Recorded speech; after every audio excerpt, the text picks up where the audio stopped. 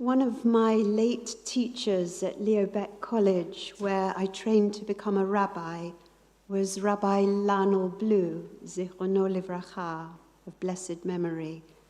He died in late 2016.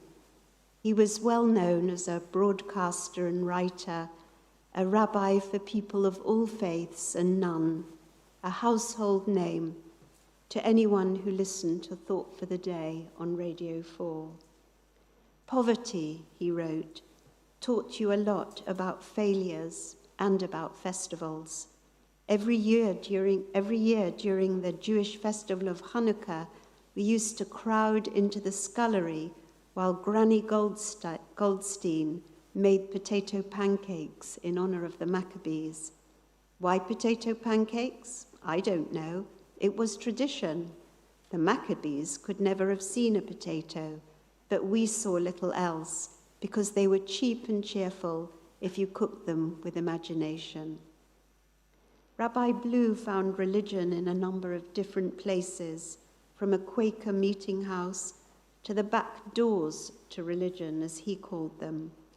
When religion became too oppressive for him, he sought out the unfettered pleasures of Amsterdam, going to hell in his own way, as he put it.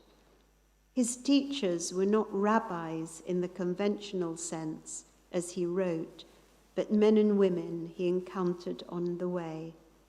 His rabbis and angels had redeemed him from formalism, he wrote, when in later life he found himself representing respectable organizations. I often wonder about those angels, who they are, where they are. Do they stand among us, unseen to the naked eye? How do they communicate with us? What are they whispering? And can we even hear their messages? Once upon a time, a very long time ago, I had a piano teacher who taught me how to play Beethoven's bagatelles, and as I sat at the piano with my back to the room, she repeatedly told me that Beethoven was sitting behind me. Her angel, perhaps, my nemesis, I'm afraid, as my piano playing never really improved beyond that moment. But let me leave Beethoven and Rabbi Blue for the moment and take you to this week's parasha, Vayeshev. This is the Torah portion that introduces us to 17-year-old Joseph, his father Jacob's favorite son, the child of his beloved wife Rachel, who dies in childbirth as she gives birth to the youngest, Benjamin. Joseph, the dreamer, the spoilt child, the boy who wears a flamboyant, long-sleeved coat that reaches to the ground, the little prince, unlike his more uncouth brothers in their shepherd's outfits, the children of his father's other, less favored wives, Leah, Bilhah, and Zilpah. Joseph, naive, perhaps, lacking sensitivity, that his dreams of his brothers' sheaves parading in a circle around his and bowing down to his sheaf might provoke their jealousy and hatred of him. Look, he says, I had another dream, and the sun, moon, and 11 stars were bowing down to me. Why share this kind of dream with his father and brothers, willingly and openly, inviting disdain and hatred from his brothers? And why, knowing of this terrible jealousy, would Jacob even think about sending his favorite one to go after the brothers who are tending the flock at Shechem? What is so interesting about the story of Joseph is that unlike his father Jacob or his great-grandfather Abraham, God never speaks directly to him. God is around and with him, to be sure, but there is no dramatic and immediate revelation to Joseph. And yet when Jacob summons Joseph, he uses the language that God has used previously to Abraham. Lech na, he says to Joseph, go now, echoing God's command to Abraham, lech lecha, go for yourself. And what does Joseph reply? Hineni, here I am.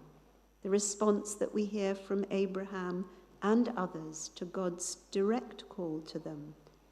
So there is an echo, which we hear in the Hebrew.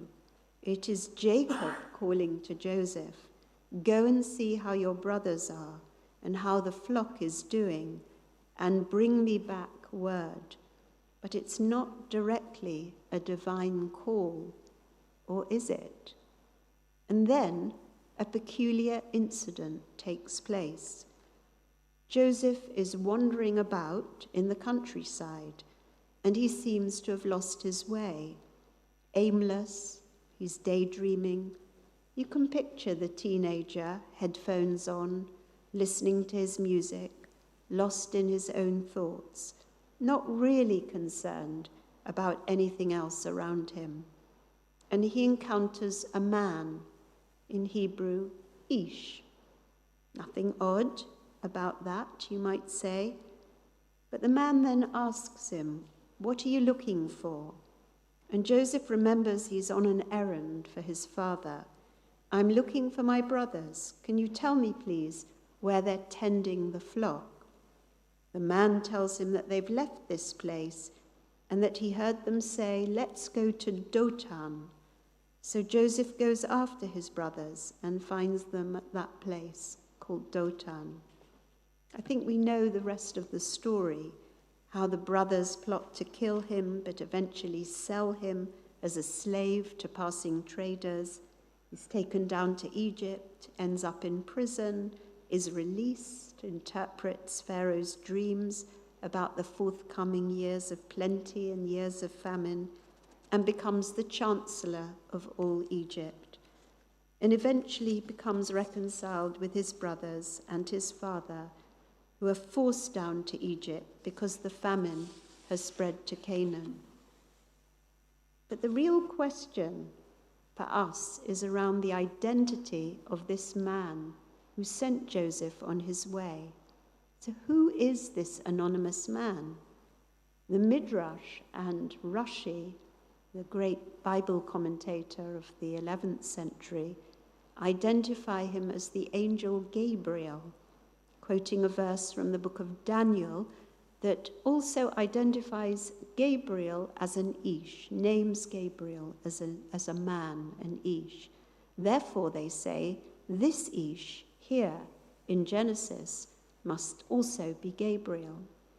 Abraham ibn Ezra, 12th century, refuses to be drawn into this kind of conjecture.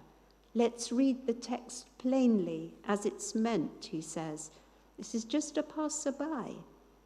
Nachmanides associates the man with God's providence. He sees not just one man, but three men standing by Joseph, referencing three mentions of Ha'ish in those verses where Joseph encounters the man. They are angels conveying the counsel of God. On a human level, we might ask of the text why Jacob didn't protect Joseph, why on earth send him into the lion's den to be mauled by his brothers and left in an empty pit. But even at this early stage of the story, there is a kind of presence around Joseph, a sense that God is constantly with the boy and the young adult and throughout his life.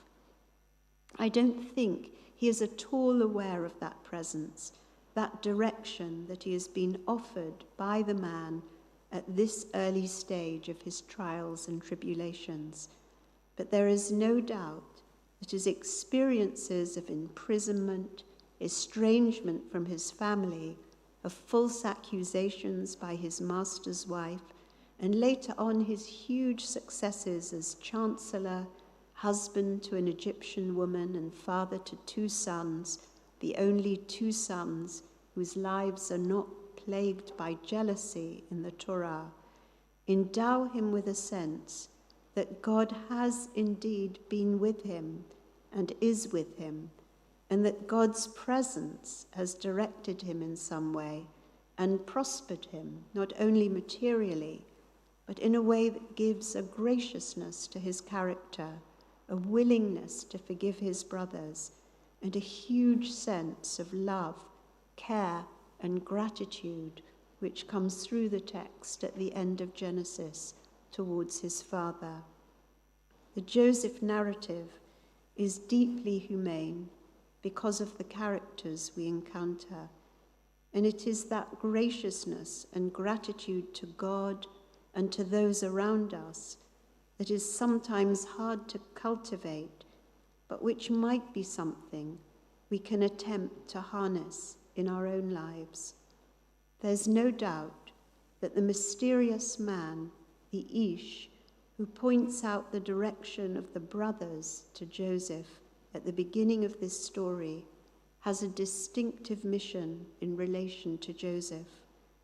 I wonder whether Joseph, much later in his life, thought back to that moment of encounter and the direction it took him in his own life, when he said to his brothers, "It's not you who sent me here to Egypt, but God who made me a father to Pharaoh."